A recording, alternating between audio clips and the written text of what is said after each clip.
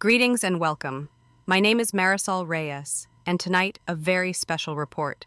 As most are aware by now, a huge showdown in Portland, Oregon between the serial killer Reaver and Aegis took place just 1 week ago. While reports were scattered at first, multiple online videos have surfaced since, detailing the entirety of the fight. The action was so quick that several enterprising social media personalities have also shown the fight slowed down so that it can be more easily followed for casual viewers. There have been no fatalities in the incident, and no serious injuries, though obviously all involved have been through a harrowing experience. Most of all, Tim Ford, a hero with the power to touch objects and trace them back. He was trapped by the power of a magical scythe, the very scythe that was the signature weapon of Reaver. In the 2 years that Reaver had control of Mr. Ford, he slew 8 heroes, the powers absorbing into the scythe until Aegis became the newest target of Reaver. Tonight, we welcome, from Portland, Oregon, the hero of heroes, Aegis. Oh God, that is just so wrong. I stepped onto the stage and the crowd erupted with applause, many leaving their seats. It was disconcerting for. I waved and bowed to the crowd, taking off my new BSA cap as I did, and took a seat. That armchair was surprisingly comfortable. Ms. Reyes opened up. Welcome to our show, Aegis. How are you doing tonight? I set my cap on my knee. I'm doing great, Ms. Reyes, but you can just call me Marcus. It's not like it's a secret. She smiled in that faked sincerity that all the reporters used. Oh, sweetie, you can call me Marisol here. How did you come up with the name Aegis, Marcus? I took a quick breath. Well, Ms. Marisol, Aegis is actually my gamer tag, which is what I use online. I never really intended it to be my hero name. It's just the name I'm used to using online. As to where I got it from the video game Final Fantasy, specifically Final Fantasy IV. I just thought it sounded cool. I didn't learn until much later that it was associated with Greek mythology. She laughed at little, and it was more genuine. So you like video games? Oh yeah, me and my buddy Daryl. He's the one from the video shouting over the mic, "Play a bunch." I've mostly been working on simulators like Cities, Skylines of late. Actually, on that front, I've been building Portland within the game, and I'm even coding mods right now for the game to add elements to make it more true to life. I was gesturing with my arm, and Marisol noticed the metal under my flannel. Excuse me, but is that a watch? Miss Marisol pointed.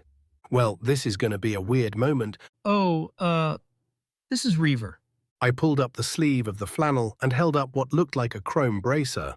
Marisol took a moment on that one. So you remade the scythe into a forearm guard? Oh no, Reaver did. This is going to a long explanation if you don't mind. I sat forward and concentrated for a moment, and Reaver shifted form, moving up into my hand and reforming into a quarterstaff made of the same chrome-like metal. She nodded slowly. I think I can safely say that all of our audience at home would appreciate some explanation of this. I nodded. Reaver was first forged back just before the fall of Rome, a sort of final weapon to try and save the empire. Unfortunately, a thief broke in and killed the forger who made it, and ran off with the weapon, which at the time was a spear. Reaver reformed again, becoming a perfect Roman long spear. The thief used it until he, in turn, was killed by a crime boss who wanted it, and reformed into a gladius, the boss's preferred weapon. From there, it would change hands repeatedly between various criminals, warlords, and such, quietly in the shadows of Europe's dark ages. With each user, Reaver developed more of an identity, but formed from the amalgam of its users, and eventually became a sort of embodiment of the concept of death itself, forming into the scythe we're more familiar with. Reaver kept shifting as I told the tale, changing again and again as I told the story, going through the various forms it had held throughout the centuries, with the exception of the scythe itself. We'd had that conversation. Miss Marisol sat spellbound, but continued listening, and I saw one of the guys signaling to delay the commercial break. Eventually, it came into the hands of a pretty depraved lunatic, a court jester to some minor noble that history's basically forgotten. He wasn't just a jester, however, but that lord's personal assassin, and that guy died to the Black Plague. By then, we had a fully formed version of what we call the Grim Reaper, and it had evolved into the scythe you see now. From there, it felt its master die and no new master came. The tomb it was recovered from wasn't even its actual burial tomb. It was just where the last wielder of Reaver died, trying to hide from the bounty hunters, trying to take him down. With all these murders, Reaver's entire identity was, more or less, formed entirely of murderers, rapists, and warlords, incredibly prolific killers all, even by the standards of medieval Europe, which is saying something. What had been designed to be the last hope of Rome became the ultimate weapon of destruction. Fast forward, and when Tim found the scythe, it finally, for the first time in centuries, had a wielder. But Tim was a really nice guy, and of course wasn't a warrior, and so Reaver forced its mind over his, finally making it its own master, sort of like how a drowning victim might panic and try to drag down their rescuer. Reaver's first task was to amass the power it needed. And in our parlance, hero has a very specific connotation, as one who sacrifices for others, often without expectation of glory or riches. For the Greeks, hero was very different, as most fought only for glory and honor, which was also considered very differently. Her earpiece was buzzing, and Ms. Marisol regained composure. That is absolutely fascinating, and we'll be back after the break. The cameraman signaled the cut, and Ms. Marisol leaned in toward me as people came in to reset for the next part of the interview. This included one of the PAs. I could be wrong on that one. It's been a crazy week. Marcus, seriously, that is Reaver? I nodded. Oh yeah, it's been a crazy week for me. She talked with her producer a moment, who apparently was talking ratings with her, and I waved over one of the guys around the catering table to bring one of the donuts I saw. I figure I should get the cannoli in while I was on the East Coast. I was just finishing it as we got the countdown signal from the clipboard person. Marisol immediately.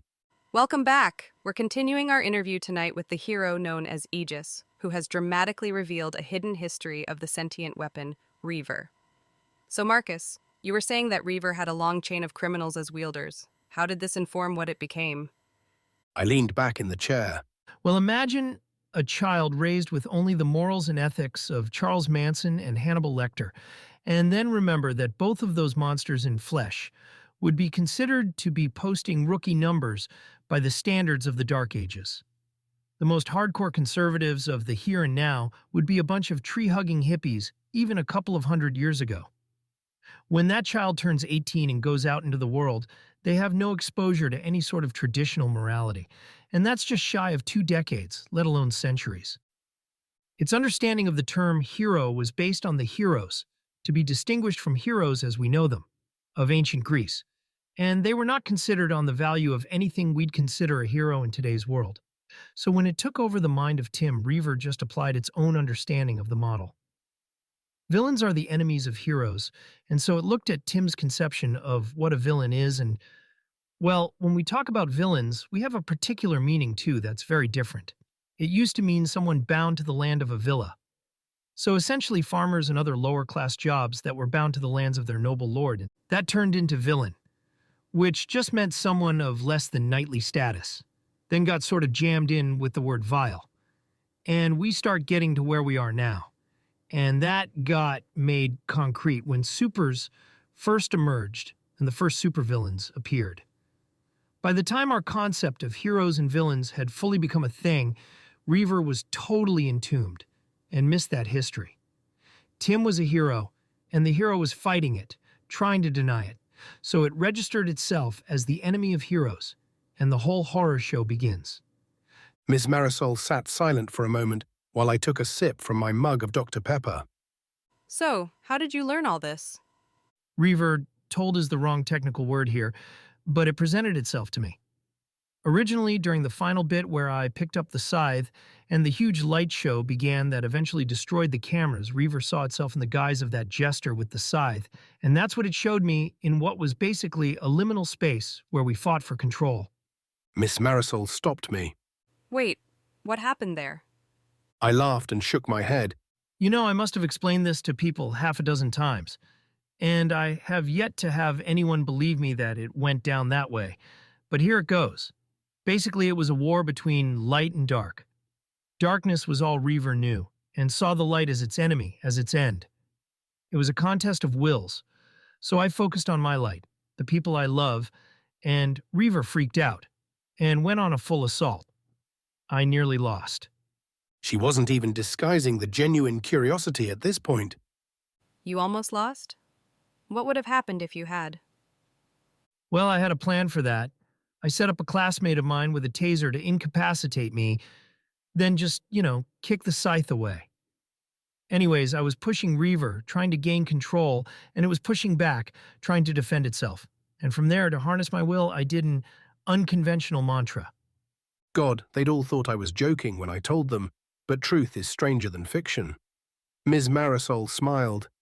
And what was that mantra?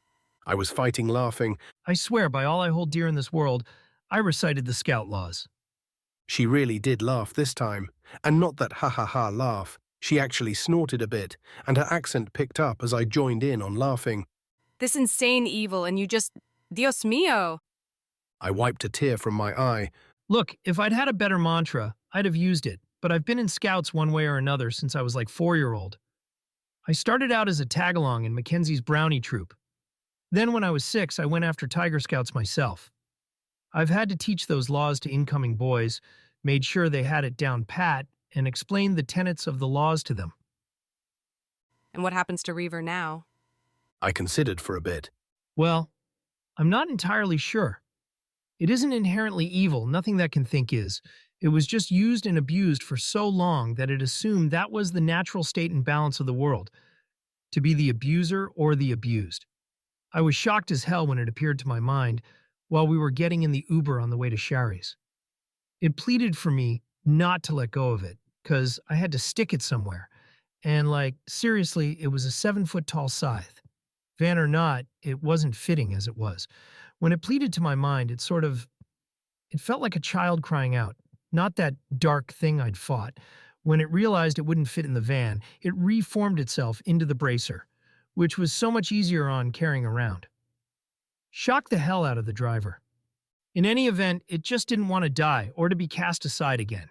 Its entire understanding of the world outside itself is based on having someone to wield it. So imagine a heavily abused puppy that's then abandoned in a ditch and finally found someone they feel safe around, never wanting to be put down or left at home. I was suddenly aware of the audience again, as they grumbled. Wait, they're sympathetic.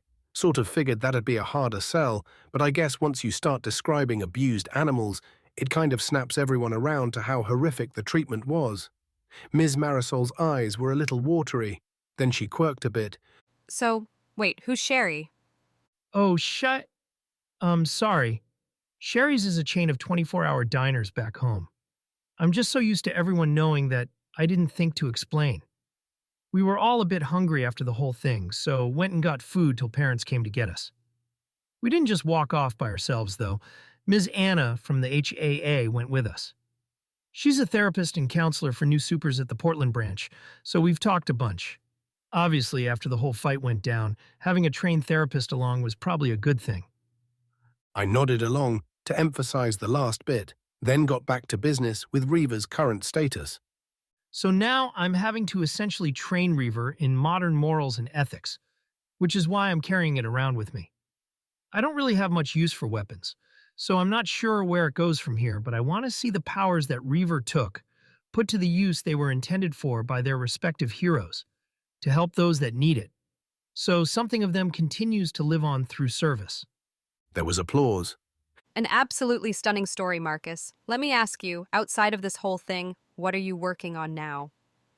Ooh, I gotta go to my first high school dance with my girlfriend. I have a girlfriend. She's great. Why did I hear someone grumble angrily about me having a girlfriend? People are weird. I'm working on some mods, and I've been learning coding. Let's see. Learned Spanish, Japanese, and I'm working on Italian. Next, I'm thinking Gaelic, since I'm Irish. Got into parkour, some paintball. Oh, yeah. And I officially started my own company. Totally spaced on that one. She was silently laughing into her hand for a moment. Oh, just a little light incorporating on the side, huh? The interview went great, and it managed to generally go over well. From there, we talked about dating as a super, the goals of McKenna Solutions. I left out the mall plan. my company, some of the other various stuff I was into, and I got some stuff in about scouting and how much I loved it. It was a pretty intense hour, but I was so drained by the time I got back home. Hours upon hours of plane travel, just for a 1-hour interview. Ugh. Back home, the HFY was pretty pissed with me on a number of levels. The whole plan had been basically me flouting their authority, but on the other side of that, they couldn't really do much about it. There were hundreds of hours of video on the internet showing me fighting a hero killer. Other heroes were pretty much universally on my side here, with the rare exception here or there that didn't really care, or were sticklers for the rules and regs. Mr. Palazzi wasn't super thrilled with me right now, since part of the plan I'd used boiled down to, I gave your daughter a firearm and had her fire it at a psychotic clown wielding a scythe while I was flat on my ass, followed by, then I grabbed the magic sentient weapon. And my only backup plan to that was to give another 14-year-old a firearm and tell him to shoot me with it if I fucked up. He did, however, understand his daughter well enough to know that she absolutely wouldn't bother with any order to stay away from me. Or, as he put it, might as well hang a giant LED sign pointing to you with the words "free chocolate" on it.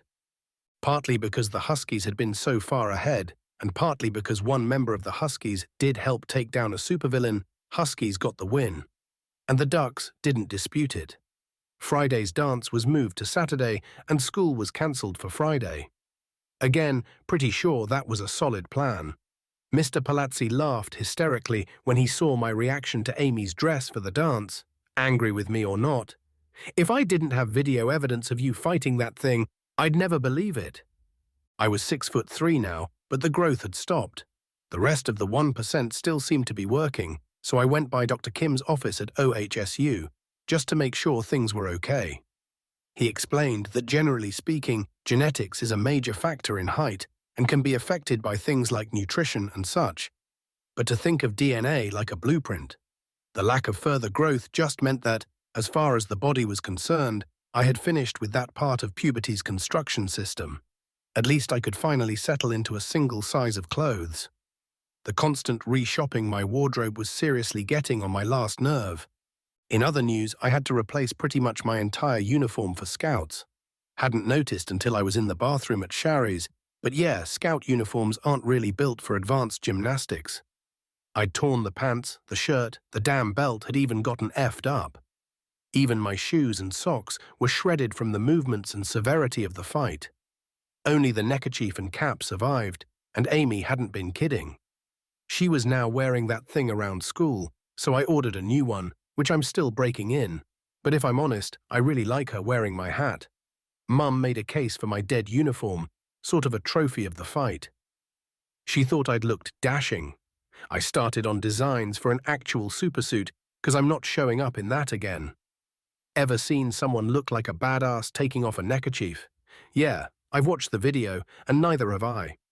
Now, interestingly, I did sort of skip over a thing in the interview, so the week leading up to the fight, I realized that trying to multitask learning really didn't work anywhere near as well as focus learning.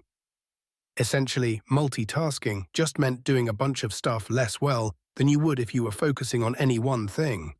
Yeah, it worked for general knowledge, but for more advanced stuff, it was better if I actually focused.